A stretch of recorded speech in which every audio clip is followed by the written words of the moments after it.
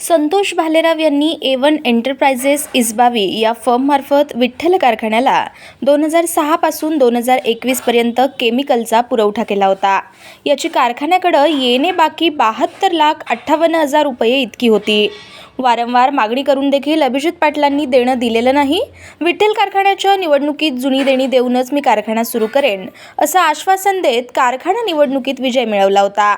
38 कोटींची जुनी साखर विक्री करून व NCDCच्या कर्जाच्या माध्यमातून 59 कोटी 74 लाख व्यापाऱ्यांची देणी देण्याची रक्कम उपलब्ध होऊन देखील ती रक्कम व्यापाऱ्यांना न देता निवडणुकीसाठी त्याचा वापर केला जात असल्याचा गंभीर आरोप संतोष भालेराव यांनी माढ्यातील पत्रकार परिषदेत केलाय।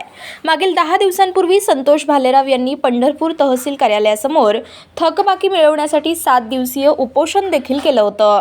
याबाबत कारखान्याचे चेअरमन अभिजित पाटील यांच्याशी माध्यमांनी भूमिका जाणून घेतली असता ते म्हणाले, विरोधकांना हाताशी धरून ही राजकीय खेळी सुरू आहे।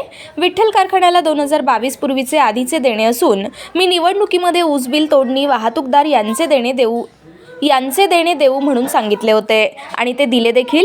NCDC कडून कर्जाचे 128 कोटी अद्याप आले नसून ते साखर आयुक्तांमार्फत येत आहेत। साखर आयुक्तांनी लेखापरीक्षण करून व्यापाराचे देणे आहे की नाही ते तपासून घेतील।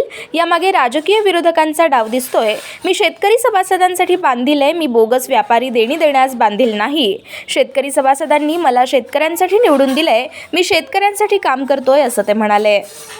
होतो 2021 पर्यंत सप्लाय करत होतो। हे माझ्याकडे 18-19चं लास्टचं स्टेटमेंट आहे।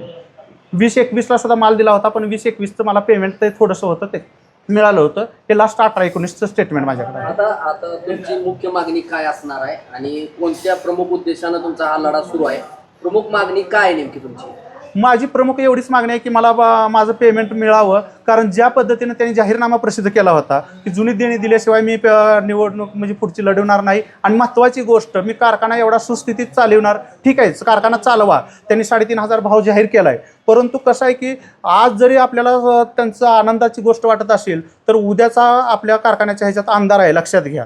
कारण कारखान्यावर 900 कोटीचं कर्ज असताना 3,500 भाव देऊच कसे काय शकतात, हा पण मला एक पडलेला प्रश्न आहे। माझी एक त्यांना अशी मागणी आहे की माझं फक्त मला पेमेंट तुम्ही द्या आणि तुम्ही माझ्याशी जे आरवाचे वाळूत मुरलेलो आहे काय आहे अशी भाषा तुम्ही माझ्याशी करू नका।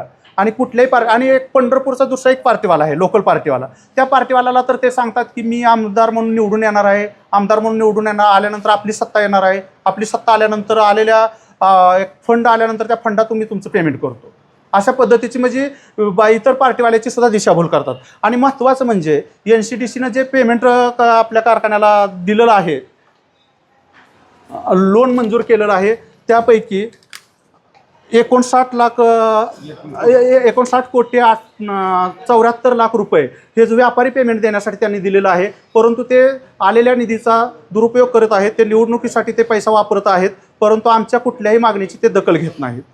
आपण म्हणताय की 2012 ते 2018च्या कालावधीत नाही 2012 ते 18च्या कालावधीतलं नाही आहे, 2018-19चं हे स्टेट माझ्याकडे आहे, येणं बाकी आहे। तुमचं जी 72 लाख रुपयाची बाकी सांगताय तुम्ही थकबाकी, ते कुठल्या काळात?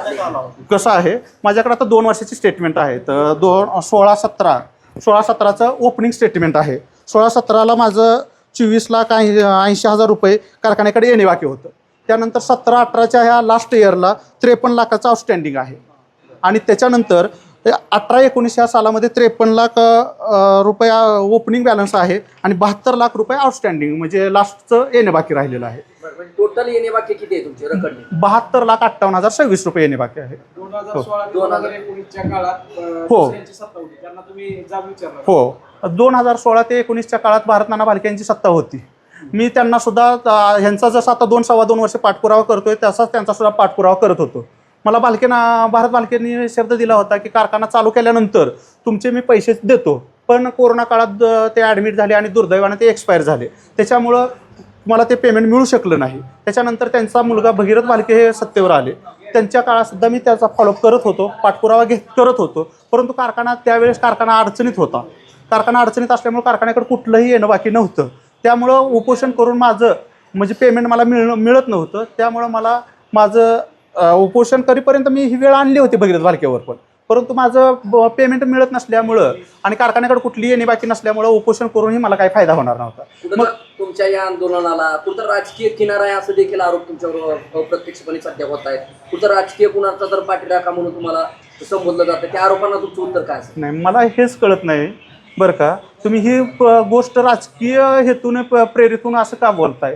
कारण मी त्यांना सुद्धा, मला ज्यावेळेस उपोषणाला बसलो होतो त्यावेळेस तुमच्या मीडिया माझ्यापर्यंत आली होती, त्या तुमच्यासारखा सेम प्रश्न मला त्यांनी केला की तुम्ही राजकीय हेतून प्रेरित होऊन तुम्ही बसलाय का? मी म्हणलं अजिबात नाही, कारण मला पेमेंट द्या, मी आज पेमेंट दिले की दुसऱ्या दिवशी उठतो, त्या क्षणाला उठतो, त्यामुळे राजकीय हेतून प्रेरित होण्याचा काहीच विषय नाही. कारण माझं पेमेंट आहे, माझं पोट दुखतंय, मी ववा मागतोय, मला ववा मिळाला, माझं पेमेंट मिळालं की विषय संपला. त्यामुळे राजकीय हेतून प्रेरित होण्याचा विषयच नाही. नाही साखर आयुक्त असतील किंवा काही कायदेशीर प्रक्रिया या कारखान्याच्या विरोधात वगैरे काय तुम्ही केली? नाही, कसं झालेलं आहे बरं का, कायदेशीर प्रक्रिया आहे, कायद्याचा मार्ग अवलंबता येत होता. मी 2006 पासून कारखान्याला माल सप्लाय करतोय, मी कारखान्याचा एक सभासद आहे, कारखान्या संस्थेवर माझं प्रेम आहे, मी देत होतो. आणि कारखान्याच्या चेअरमनने आपल्याला एक शब्द दिलेला आहे, आपल्याला पेमेंट देतो घेतो, आणि भारत नाना पालखेंनी मला वरचेवर पेमेंट घेत आलेले होते, त्यामुळं काय कोर्टात जाण्याचा विषय नव्हता. नंतर आता तुम्ही म्हणसाल की आता अभिजित पाटलाच्या काळात तुम्ही का गेला नाही मग कोर्टामध्ये, कायदेशीर मार्ग का अवलंबला नाही? त्यांचा सुद्धा 2-2.25 वर्ष त्यांच्यावर सुद्धा मी भारत पालखेवर जसा विश्वास ठेवला तसाच त्यांच्यावर सुद्धा मी 2-2.25 वर्ष विश्वास ठेवलेला आहे, आणि 2-2.25 वर्ष ह्या गोष्टीचा पाठपुरावा करतोय. ज्यावेळेस पैसे येऊन सुद्धा त्यांनी दिलेला होता शब्द, पैसे आल्यानंतर तुमचे पैसे देऊन टाकतो, पैसे आल्यानंतर सुद्धा ते पैसे द्यायचं टाळाटाळ करत होते, त्यावेळेस मी उपोषणाचा मार्ग अवलंबला. नाही, साखर आयुक्ताच्या कानावर अजून तरी, कारण आतापर्यंत मला पेमेंट देतो म्हणले होते. मी आता उपोषणाला बसायच्या टायमाला मी त्यांच्याशी पत्रव्यवहार केलेला आहे, त्यांना सुद्धा याची उपोषणाची मी प्रत पाठवून दिलेली आहे. आणि आत्ता महत्त्वाची गोष्ट म्हणजे तुम्हाला जे मी म्हटलं, जे NCDCनं जे आत्ता पेमेंट उपलब्ध करून दिलेलं आहे त्यातले 59,74,00,000 रुपये व्यापारी पेमेंट देण्यासाठी दिलेले आहेत, परंतु त्यांनी त्याचा निवडणुकीच्या काळात गैरवापर केल्याचं मला दिसून येतंय. असं काय पुरावा आहे का की 59 कोटीच्या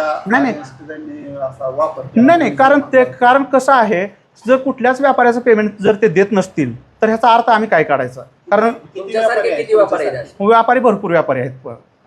तुम्ही जे एकटे समोर आला? हो, कारण आता बाकीचे लोक जर कोणतरी एखादं समोर येणं गरजेचं आहे. मला नाही, बाकीच्यांना देऊ द्या न देऊ द्या, कारण मी माझ्या दोन्ही मुलाचं शिक्षण थांबवलेलं आहे पेमेंट पोटी, माझ्या मुलांचं महत्त्वाचं करिअर थांबलेलं आहे. त्यामुळं मी कसं आहे की डायरेक्ट तुम्ही म्हणसाल उपोषण का बसला किंवा राजकीय हेतून तुम्ही म्हणला तसं, अजिबात नाही. कारण माझ्या मुलांचं करिअर थांबलेलं आहे, मला मुलांच्या करिअरसाठी शिक्षण महत्त्वाचं आहे. ते शिक्षण थांबल्यामुळं मला उपोषणाशिवाय मार्ग अवलंबता, म्हणजे मी एक पुढे आलेलो आहे. असे अजून आता मी पुढे आलोय तसं अजून सुद्धा काही लोक पुढे येतील. आपलं मॅन्युफॅक्चरिंग युनिट कुठं आहे आणि कुठल्या कारखान्याला आजपर्यंत तुम्ही supply सर, माझं मॅन्युफॅक्चरिंग युनिट नाही, मी ट्रेडिंगचा व्यवसाय करतोय. हो, माझं पंढरपूरला ईसबावी येथे माझं रजिस्ट्रेशनची फर्म आहे, माझी तिथं 2-3 गोडाऊन आहेत, मी सप्लाय करतो. A1 एंटरप्राइजेस या नावाने आहे. विठ्ठल सोडून दुसरे कोणत्या कारखान्याचे? मी जवळजवळ 15-16 कारखान्याला माल सप्लाय करतोय. हो, त्यांचे बिल रेग्युलर त्यांचं बिल रेग्युलर मिळतंय. विठ्ठलचंच पेमेंट आज थांबलेलं. हो.